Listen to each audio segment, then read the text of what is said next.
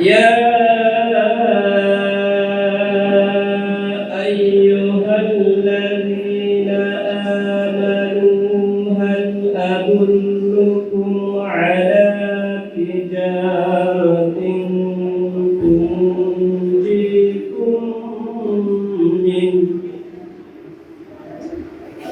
تنجيكم من عذاب أليم হবে না কিয়ামত দিবসে। তার মধ্যে বলা হয়েছিল আনামুরি ফিমা আফনাউ ওয়া আন শাবাবি ফিমা আবলাউ। প্রথমে বলা হয়েছিল যে সমস্ত জীবনের হিসাব নেওয়া হবে, তারপরে বলা হয়েছিল যে যৌবনের হিসাব নেওয়া হবে। আমরা এখানে যারা আছি মনিটরিং যারা করছে তারা বলেছেন আমাদের আজকে যুবকদের আয়োজন, আল্লাহ তাআলা আমাদেরকে হিসাবের কাঠগড়ায় দাঁড় করবেন। তার মধ্যে থেকে আল্লাহ তাআলা আমাদের জীবনের পরে যৌবনের হিসাব চাইবেন।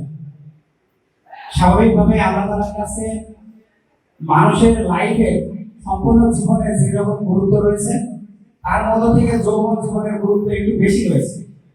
এজন্য আল্লাহ তাআলা আলাদা করে যৌবনের হিসাব চাইবেন। আমরা এখানে যারা আছি কিছু ইয়াং যুবক, কিছু মুরব্বী যুবক ভাই বলেছে মহান রবের দরবারে শুকরিয়া আদায় করছি। দীর্ঘ ১৭ বছর পর বাংলাদেশ জামাত ইসলামী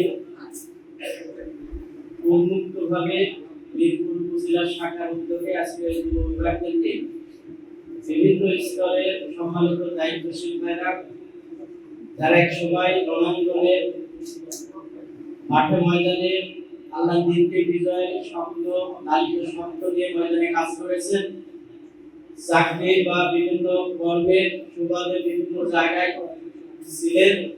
ঈদের পরে আমরা সকলকে এক জায়গায় বসে সালাম বিনিময় দোয়া বিনিময় করার আল্লাহ আমাদের সুযোগ দিয়েছেন।